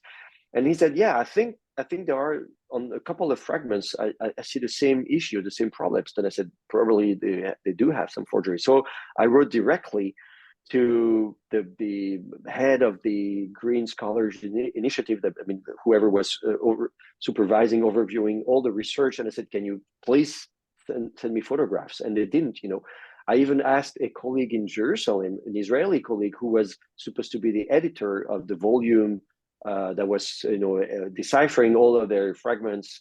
I said, please send me photographs because I think you might have forgeries there. And he said, no, I can't. Anyway, the book was out. So when the book was out, I opened the book and there were photographs of all the fragments, and they were all forgeries. I could immediately see that. And so I went back to my colleagues who published the book. Their names are on the cover of the book, and it's really bad because they published a book that's only full of forgeries. And he said, how can you tell by just looking a few seconds at a photograph that it's a forgery? Because normally to identify, like I showed you, you need to zoom in and everything. You don't have the actual high resolution photographs. I said, yeah, I can tell you it's a forgery because it's the same forger, because now I recognize his handwriting, and it's the same forger who produced the forgeries in Norway. He sold forgeries in Norway and to the Green collection, to the Museum of the Bible. Did you ever find the actual guy? I mean, is he known? Is he? Who? The actual forger, has anybody ever found him? So we don't know. No, so there's an investigation. I understand now that all those private collectors in the US, they are all in the same situation now. They all bought from the same antiquities dealer in Bethlehem, and so they have this. There's a lawsuit now.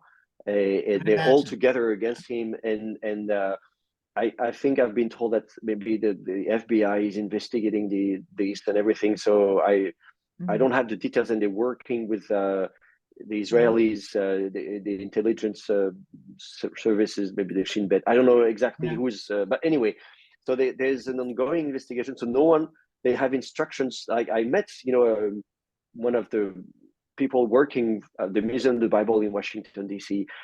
We met once, and like in a hotel lobby, and it was like not an official conversation, right, off the record. And he says, he told me a few things, but he said, we've been instructed by our lawyers not to tell anything to anyone, because now they are taking over, investigating it. And you're and an of course they're expert suing on identifying a script. You're identifying the individual behind the script. That's what you do. So whether it's today's century or a few millennia ago, same techniques. So they are suing the antiquities dealer, but of course the dealer who says, I mean, he claims that he's innocent. He says, first, well, the fragments are not forgeries. I'm not an if they expert. How are, would I know? Yeah. yeah. And then he said, if they are, I didn't know about it. I mean, I'm just an antiquities dealer. I buy things, I sell. I buy and sell. So I didn't have the tools to decipher this. Yeah. But if he's not the forger, then he should say, well, okay, if you're not the forger, then where do these fragments come from? You bought them from someone to sell them to these collectors in Norway and the US, to tell us. So I don't know. I mean, I was wondering though about the quality of the parchment or the molecular constitution of it. I mean, wouldn't that also be a giveaway? Because handwriting can be, obviously be identical or faked like that, but the parchment cannot be the same that they used. So how did they manage to Oh, he covered that earlier. That? Yeah.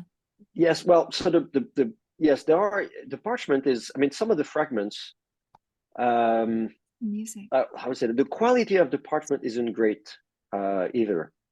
So the fragments are small, usually and are tiny. Some of them are really tiny. Some of them are thick. So it's not high quality parchment. Actually, I'd like to have radiocarbon dating of all the fragments, because I suspect that some of the pieces of parchment are not even from antiquity. They could be a few centuries old, of course. I mean, or they artificially aged the parchment. One of the fragments, the parchment is flexible, which is more what we see with leather than parchment. In both cases, it's animal skin, but the way you prepare the skin, you kill it and take the skin, that the treatment, the chemical treatment that they did in antiquity wasn't the same on the animal skin. On the one hand, you wanted to have something, the surface that's really flat, and with some kind of rigidity, so that you can write on it, you can fold it if you need to, or roll it, but it's still, you can hold a parchment and it, in your hand. Whereas, if it's leather, it's usually thicker and more flexible. So one of the fragments, I think it's a book of Joel, I mean, one of the fragments of the prophets of the Bible, we had the surprise, it was really thick and flexible, and we're like, this is not even parchment, this is leather. And so yes, but ideally, it would be good to have radiocarbon dating of all the fragments.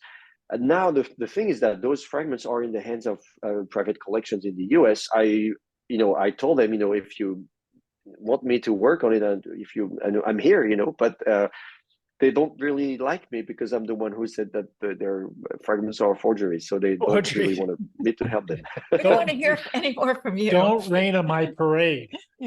Fred, you had another question in the chat room. You talked about an intriguing question. about a musician. Yeah, I have. Right. I'm really enjoying what you're saying, Michael. This is wonderful.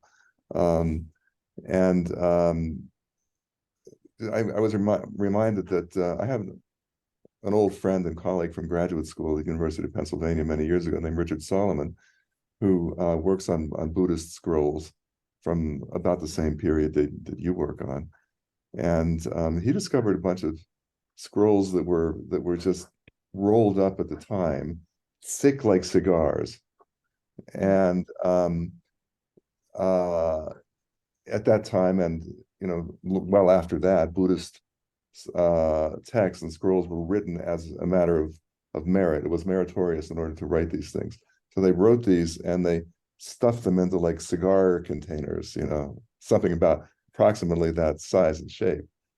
And so Rich Solomon discovered some of these, and the way he managed to decipher them or to read them, or to speak of deciphering, was to put them in CAT scans and MRI machines, so that they could get down to certain depths, so that they could somehow then roll it out on screen, so they could just unroll this thing that otherwise would have shattered into dust. Clever. If you touched it like that. I thought that was really ingenious. I don't know whether you're subjecting any of these Dead Sea Scrolls to such equipment. Yes. There's one scroll. I'll share my screen and show you. this you see this I'm just I typed on Google, Getty. it's Wikipedia. Oh. So there's this tiny, there's one Dead Sea Scroll that was, oh, I don't, yeah, here. So it was found in En Gedi, which is one of the sites by the Dead Sea, and it was like a cigar, exactly what you say. It was burnt and it was impossible to open it. And then they there should be a video somewhere. Like, let me check on Google. But otherwise, you can Google it, and you'll see they even have like a video where they show you they did exactly what you said, like CT scan, MRI, and so basically they virtually unrolled the scroll, and being able to read it inside. So the thing is that it was possible because basically within the ink it was black ink, but it was based on the iron gall. And iron is metal, and all of these pieces of metal, this tiny this chemical component react to certain wavelengths that are X-rays, basically what we use for X-rays. You could just take each slice and see where the letters are, and then put them together, and yes, then read it out as one length. Okay. Yes, you see, like this video on YouTube, you can see what it does, right? I don't know if you Yep. if it works on. Yep. Oh, Wow, amazing. So that's what they did, right? wow. Yeah. So all with light. Isn't that fascinating? Just with light, opening our bandwidth of our eyes. Yeah. I won't show you the whole video, but you can see basically what they did, and then at some point, oh well, there it is. you can react. The letters appear in white, and then you can basically open it. Yeah. Boy, good question. And then at the end, you can see the ink. Oh, wow. So this is completely virtual. The physical scroll as of today is still a cigar. It's still the same cigar. We haven't touched it yet. Yeah. But with this CT scan and everything, being able to look at different layers and open it, and so that was that's exactly the same process that you are referring to, Fred, and it worked well for some types of ink where we have iron. There was iron in it. There are some other fragments where there is no iron, and so far this technique hasn't worked. But we're trying to figure out a way to say, well, even this only carbon-based ink, is there a way that we could virtually unroll, some of those fragments that are, impossible to unroll because they are so tiny. Maybe someday we can. Again, that's some of the things that we would like to be able to do. I'm sure a technique will be found in the future. Yeah. Look at how genius it's all been. Yeah. Wow. And who is Michael Ventris, Fred? Oh, Michael Ventris. I wrote this question up in the chats, Michael, because I know you're a musician in the same way that Michael Ventris was an architect, and yet he was a key person in deciphering Linear B in the early 1950s. And I just wondered whether, and he always said that, of course, he died very young, tragically, but he had said that his architectural eye had attuned him to the dynamics of Linear B. And I wonder whether your musician's ear or eye attuned you to the Dead Sea Scrolls. Oh, wow. Interesting. I had never, that's a very good question. I never thought about it, but there's some aspects of, the way, I don't know how the mind works, or my mind, actually, my brains, I don't know, but there are some aspects of my research, everything that relates to, I don't know, intuition, or sometimes I feel like, and we discuss that a lot, because now we use AI, right? So we use AI to, identify fragments into pieces of parchment or pieces of ostraca. And I can see that when I'm in a room, and like, oh, this piece reminds me of another piece, and let me look at another table, and and so those things that we use computer for, and we're like, oh, we don't know, especially learning, we don't really know how that works.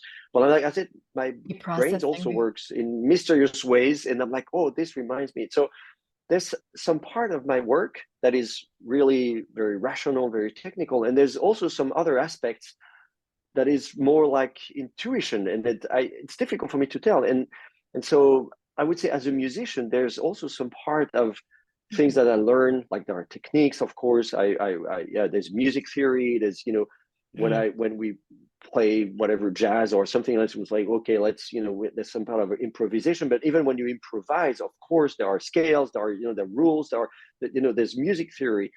And so there are something that are really like rational in a sense. And then there's some other aspects when you are performing where basically there's some kinds of artistic sensitivity. And I would say that my research also has some part of art. I don't know if I can use that word, but it's both art and science. I don't know. So it's everything. But I wouldn't be able to tell you exactly how it works, Fred. But I think you're right. Probably there must be some influence. You're a script whisperer. Yeah, really interesting. Really interesting. Wonderful description. But isn't that how we decode information around us? How we grok it, and how it's more holistic than we know, how it's beyond words, how our brain does work in those mysterious ways. We experience that in so much. Yeah.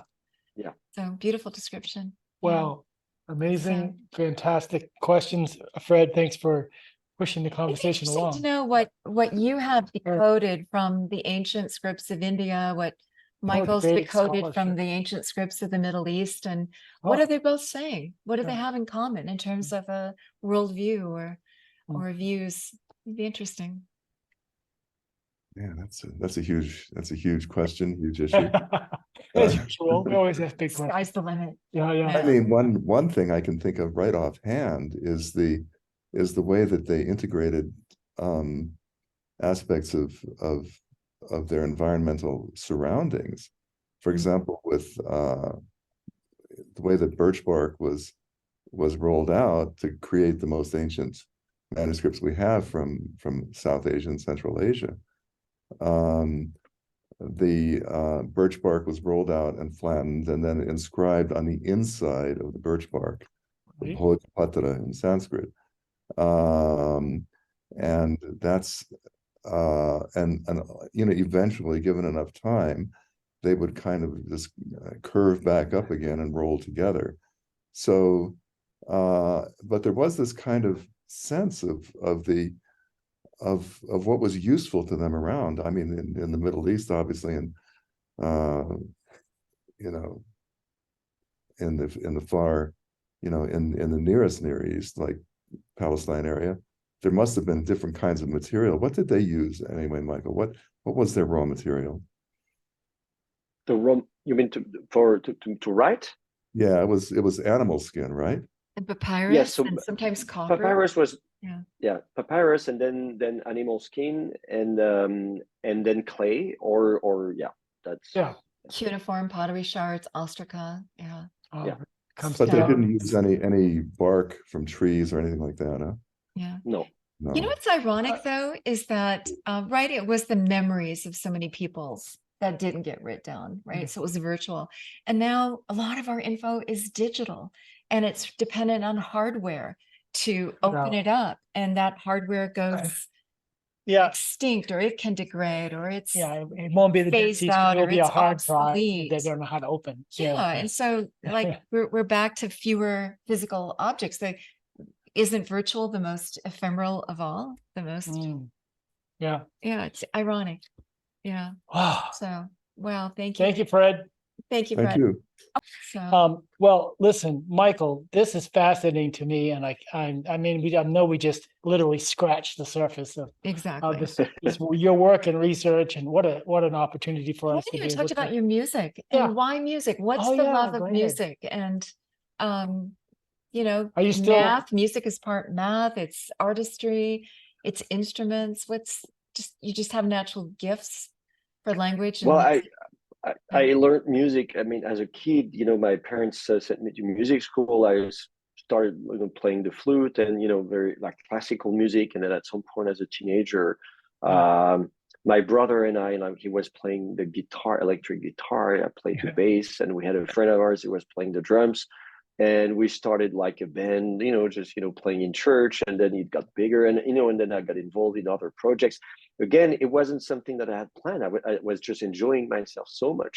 And I became involved in bands, recording albums and stuff. And I stopped at some point while I was writing my PhD dissertation, because people told me you have to choose a career, right? Either you do a career as a musician or as a scholar. You can't do both, And so I stopped playing the bass guitar for a couple of years, and I was miserable. I was so sad. And then someone like, I really need this. I need music, even just for me. I mean, for my personal balance in life. And so I started after a couple of years playing the bass guitar again. I was just for fun. But then again, I got hired for a number of gigs and concerts and albums and everything. At some point, I was. Before COVID, now things are different, of course, but before COVID, I used to have like 50 or 60 concerts a year, almost every weekend. It was like, I'm so busy. I was really busy during the week. And some of the people who knew me, like other musicians, they only knew me as a musician.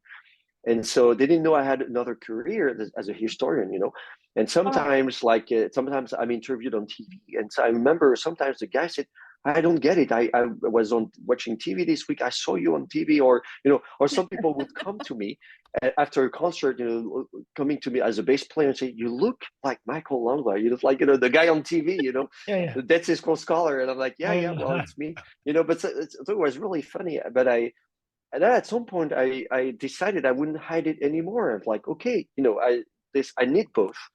For my personal balance, I like scholarship, I like history, I like this, but I also need music and arts, and I need this for my personal balance. So I know some people don't like it, but that's that's who I am. Fabulous. Yeah. So, and the dinner parties that you go to, what are people most wanting to talk to you about? Music or ancient scripts?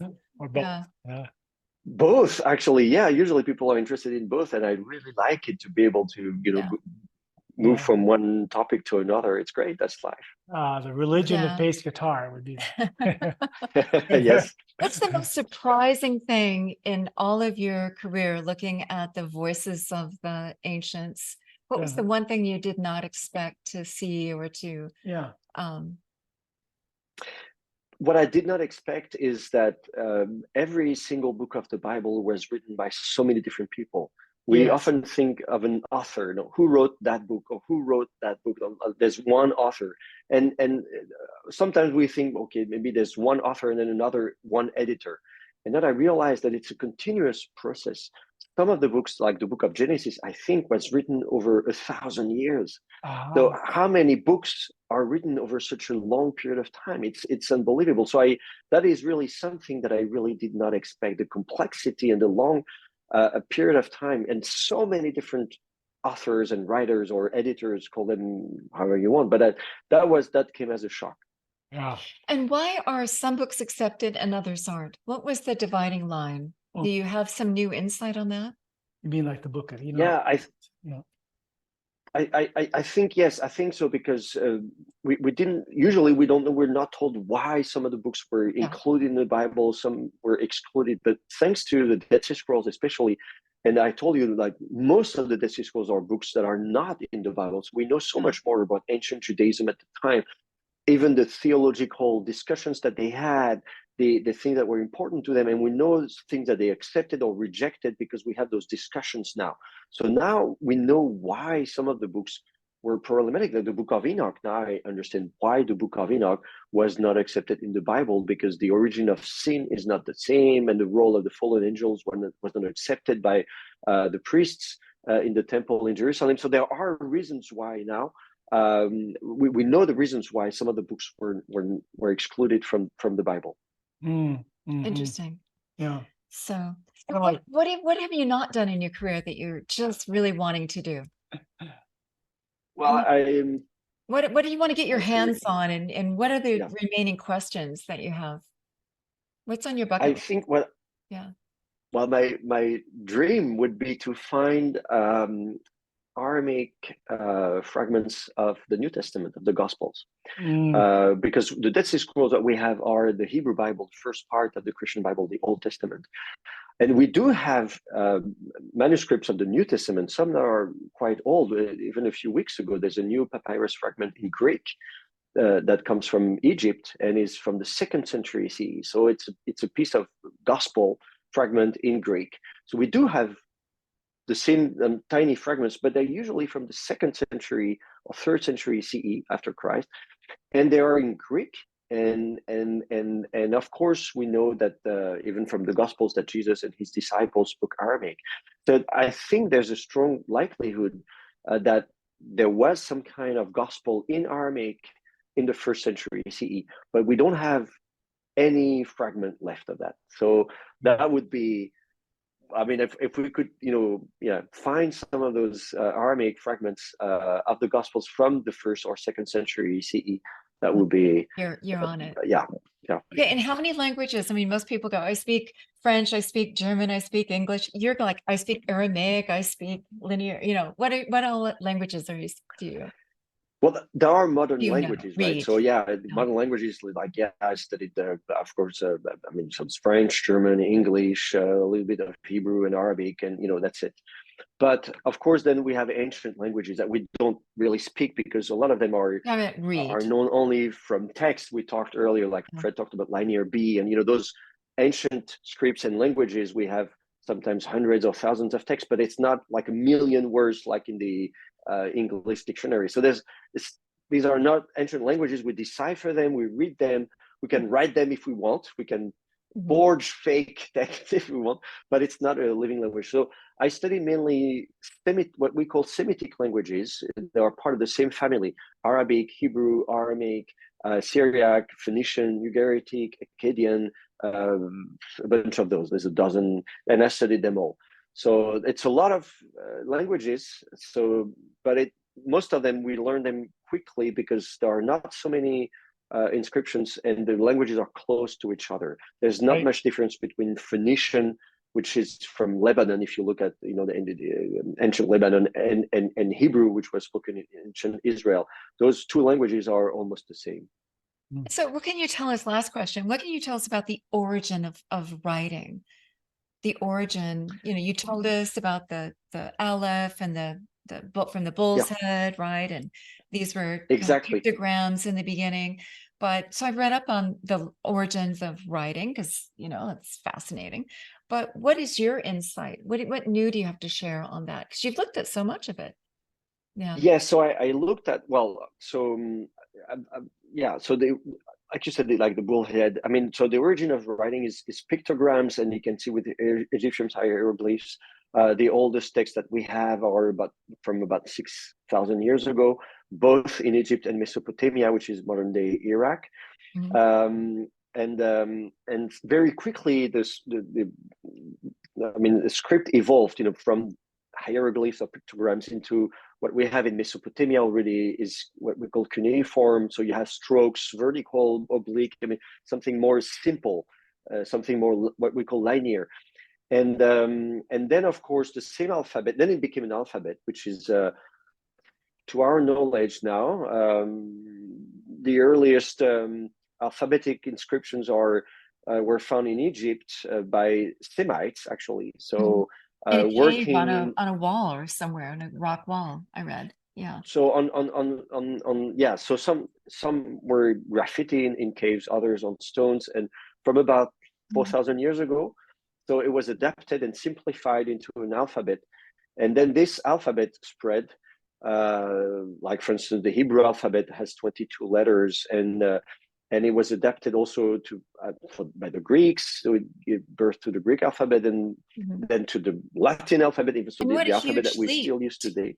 What a huge leap to go from symbols, pictographs, to letters, and then combine them to imitate how the words are spoken. I mean, that's a huge leap of imagination, isn't it?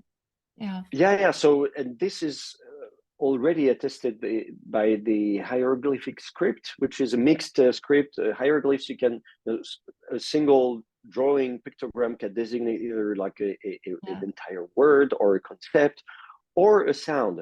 and there's a mix of writing, whether a pictogram would designate like either a word or sound. The alphabet itself, 4,000 years ago, was pushing the same reasoning to the extent of having a purely alphabetic script where there's no mix. Even the cuneiform script that I talked about, in Mesopotamia, sometimes a set of wedges designates an entire word. Sometimes it's a syllable. Sometimes they have what we call logograms and syllabograms. The alphabet is the most simplified form of writing, in the sense that, okay, how many sounds do we need? And that's it, and so you don't need hundreds of different signs. You only need 20, 30, 40, depending on how complex the language is. But basically you say, well, these are different sounds that I need, basic sounds, and that's it. And then from there, everybody recognized that it was actually the alphabet was a success because it's simple. You can learn it very quickly. Then people started to write faster. They started to instead of having like only lines that are strokes that are very angular and linear, they say, okay, we can write in a more cursive way, and sometimes even one letter can lead to another letter, and I won't even lift the pen. So it gave birth to ligatures, what we call ligatures, and cursive scripts that you can see today if you look at modern day Arabic, for instance, or even some of our own handwritings when we write very fast. And even the divination looked like it was much faster writing than your sacred text. Exactly.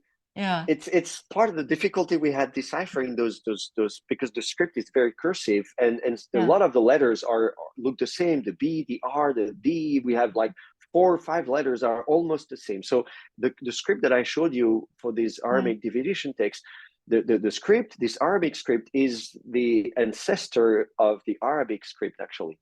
From that part, from Idumea, because then you had the Nabateans in the same region, the ones that are then in Jordan, and the Nabateans gave birth to the Arabic script. So what you asked me, how do I contribute to the history of the alphabet, is that I studied that, that part of the evolution of the Aramaic script in the first millennium BC, and how it evolves to more cursive scripts that eventually gave birth to the Arabic script. So that's the part that I've been researching in the past couple of years. Oh, wow. I just want to say that just as technology starts out kind of clunky and then gets more and more sophisticated and elegant and streamlined, I would think the same applies to our use of writing or speech or art, anything, right? So the more, as time progresses, the more sophisticated it gets. So I would think that long before you find the few fragments we have, there was a lot going on that we don't have. We don't have the earliest part of the record. It would be rare to see its development. So it's probably been going on a lot longer than we know. That's my point. Oh, yes. Probably. You would think so. Even going back to sure. Go ahead. Yeah, there's people who, sometimes people tell me, oh, so then people started like talking 6,000 years ago. And said, no. The human beings have been speaking for a long time.